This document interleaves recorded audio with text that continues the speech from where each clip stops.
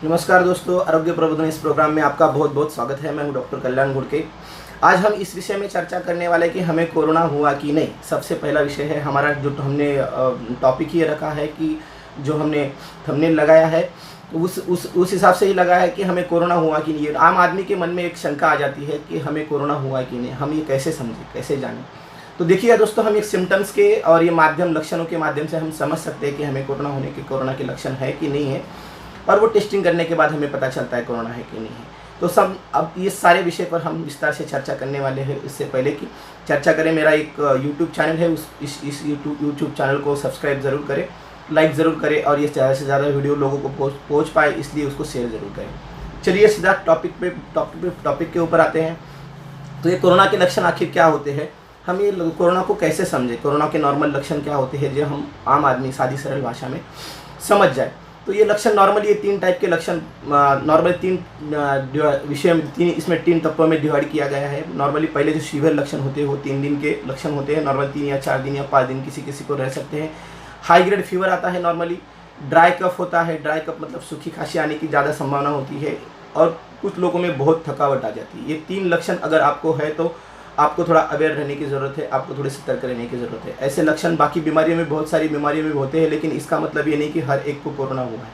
लेकिन दोस्तों, आजकल पेशेंट बहुत बढ़ रहे हैं हर जगह, और स्पेशली मुंबई एरिया में, और जहाँ पे क्राउडी प्लेस है वहाँ पे पेशेंट बहुत बढ़ रहे हैं, और उन पेशेंट में ऐसे लक्षण दिखने की ज़्यादा संभावना आजकल हो रही है, और कोरोना के पेशेंट उन्हीं जगह पे ज़्यादा मिल रहे हैं आजकल। इसी की वजह से लॉकडाउन भी बढ़ रहा है। इसीलिए हम कोरोना के लक्षण को समझें और जितना जल्दी हो सके डॉक्टर के पास पहुँचे। इसीलिए कोरोना के लक्षण और सिम्टम्स के बारे में हम आज विस्तार से चर्चा करने वाले हैं। पहले 3 लक्षण तो मैंने आपको बताया, फीवर है, ड्राई कफ है, और टायर्डनेस है। टायर्डनेस मतलब एकदम सडनली वीकनेस आ जाता है, और वीकनेस की वजह से पेशेंट को कुछ भी करने को दिल नहीं करता है। और नॉर्मल में जो दूसरे लक्षण होते हैं, 3-4 दिन फीवर और ड्राई कफ होने के बाद ये कभी कभी सबसाइड हो जाता है। उसके बाद बॉडी पेन बहुत होने लगता है, सर दर्द होने लगता है, बदन दर्द होने लगता है। किसी को सोर थ्रोट होने की ज़्यादा चांसेस है। सोर थ्रोट मतलब गले में खरखराहट होती है, गला दर्द करता है, पानी निगलने को तकलीफ होती है, या खाना खाने को तकलीफ होती है, और किसी को सांस लेने की भी बहुत दिक्कत आ जाती है। और जो सीवियर सिम्टम रहते हैं, जो कोरोना वायरल लोड जिनका ज़्यादा रहता है, बहुत लक्षण उनको ज़्यादा स्पीड से दिखने लगते हैं, तो वो लोग रहते हैं कि उनको ब्रीदिंग प्रॉब्लम हो जाती है। ब्रीदिंग मतलब उनको सांस लेने को बहुत दिक्कत हो जाती है।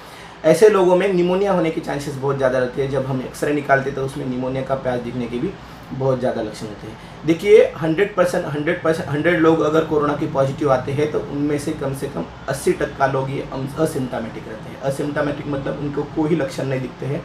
ये इसके बावजूद भी कि वो रिपोर्ट उनका पॉजिटिव आए, फिर भी वो 80% लोग जो है असिम्प्टोमेटिक रहते हैं, और 20% लोगों में सिम्टम रहते हैं। इनमें से 15% लोग जो है नॉर्मल सर्दी, खांसी, बुखार ऐसे जैसे लक्षण आते हैं, और 5% उनमें से जो लोग हैं उनको सीवियर इन्फेक्शन होने के चांसेस रहते हैं, जैसे उनको निमोनिया होने के चांसेस रहते हैं, उनको हॉस्पिटलाइजेशन की ज़रूरत पड़ती है, आईसीयू की ज़रूरत पड़ती है।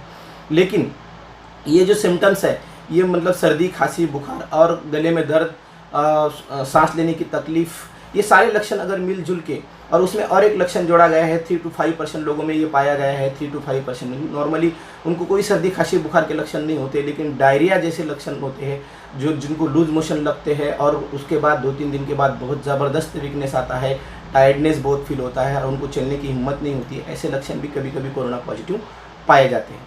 ऐसे लक्षण, अगर आपको किसी भी इस प्रकार के लक्षण है तो आपको सतर्क रहने की बहुत ज़रूरी, बहुत आवश्यकता होती है।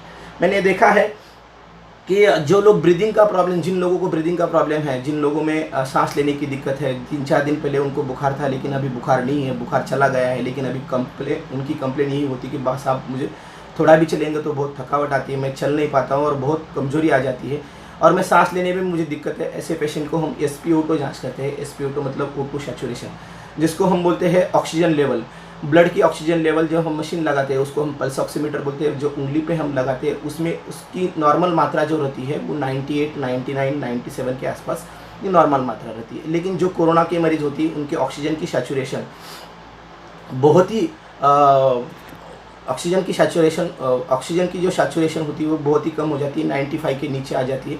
और जैसे ही 95 के नीचे ये सैचुरेशन आ जाती है तो समझ लेना कि इनको कोरोना होने की संभावना बहुत ज़्यादा है, और ये लोग ज़्यादा से ज़्यादा जल्दी से जल्दी उनको हॉस्पिटल भेजने की ज़रूरत है, और उनको एडमिट करके ट्रीटमेंट करने की ज़रूरत है, क्योंकि उनको ऑक्सीजन की भी ज़रूरत पड़ सकती है। देखिए दोस्तों, आजकल कोरोना का बहुत डर फैला हुआ है हर जगह पे, कोरोना कोरोना कोरोना हर जगह। इसलिए मन में आम लोगों के मन में बहुत सी सारी शंका आ जाती है, बहुत डर रहता है। तो उससे डरने वाली कोई ज़रूरत नहीं है, ये आम बीमारी ही है। लेकिन इसका फैलने का जो रूट है, जो इन्फेक्शियस बहुत ज़्यादा डिसीज़ है, ये इन्फेक्शियस होने की वजह से बहुत लोगों को मल्टीप्लाई हो रहा है, बहुत लोगों को जल्दी से जल्दी हो रहा है। और जो लोग इम्यूनो कॉम्प्रोमाइज़ है, मतलब इम्यूनो कॉम्प्रोमाइज़ मतलब जिन लोगों की रोग प्रतिकार शक्ति बहुत ही कम है, उन लोगों को ज़्यादा इन्फेक्शन होने की संभावना बहुत ज़्यादा होती है और उनको हॉस्पिटलाइज करने की संभावना ज़्यादा होती है और उनमें डेथ रेट भी बहुत ज़्यादा रहता है। इसलिए हम संभल के रहे। और मैं फिर से एक बार सलाह देता हूँ आपको कि अगर इससे बचना है तो आपको तीन चीज़ों का बहुत इंपॉर्टेंट रखना है। SMS हम शॉर्ट में उसको बोलते हैं। SMS मतलब सैनिटाइजेशन, आपका हाथ बार बार सैनिटाइज करें, मास्क कंटिन्यू यूज़ करें। अगर आप बाहर जाते हो, क्राउडेड प्लेस पे जाते हो या कहीं भी पब्लिक प्लेस पे जाते हो तो मास्क का यूज़ करें। और तीसरी बात है सोशल डिस्टेंसिंग, मिनिमम 6 फीट का अंतर हर एक आदमी के और बीच में होना चाहिए। अगर सोशल डिस्टेंसिंग रहेगा तो आप मास्क नहीं यूज़ करना चाहते तो भी नहीं यूज़ कर सकते, लेकिन सोशल डिस्टेंसिंग पब्लिक प्लेस पे करना बहुत नामुमकिन होता है, इसलिए मास्क भी यूज़ करें। और इन टाइप के लक्षण अगर जैसे सर्दी है, खांसी है, बुखार है, सांस लेने में दिक्कत है, कमजोरी है, तो ऐसे अगर लक्षण आपको दिखते हैं तो आप ज़रूर डॉक्टर के पास जाइए, डॉक्टर की सलाह लीजिए और तुरंत SpO2 की जांच कीजिए, ऑक्सीजन सैचुरेशन की जांच कीजिए। अगर आप आपको डॉक्टर सजेस्ट करते हैं कि एक्सरे निकालना है, ब्लड टेस्ट करना है, तो आप ज़रूर कीजिए। और ये सारी चीज़ें करने के बाद उनको पता चलता है कि इनकी कोरोना की टेस्ट करने की ज़रूरत है कि नहीं है, और उस हिसाब से आप टेस्ट करके ट्रीटमेंट आगे का कर सकते हैं। नॉर्मली मैं बोल रहा हूँ कि 80% पेशेंट ऐसे ही ठीक हो जाते हैं, 10-20% पेशेंट हॉस्पिटलाइजेशन की उनकी ज़रूरत पड़ती है। तो सतर्क रहे और मेरा YouTube चैनल ज़रूर सब्सक्राइब करें। अगर ऐसे वीडियो आपको देखने हैं, जैसे मैंने पिछले टाइम भी बहुत सारे वीडियो बनाए, इम्यूनिटी पे वीडियो बनाया, मास्क पे वीडियो बनाया और बहुत सारी चीज़ों पे वीडियो बनाया है, तो आप सारी ये वीडियो देखें और हेल्दी रहे, एक्सरसाइज करें, योगा करें। और थैंक यू।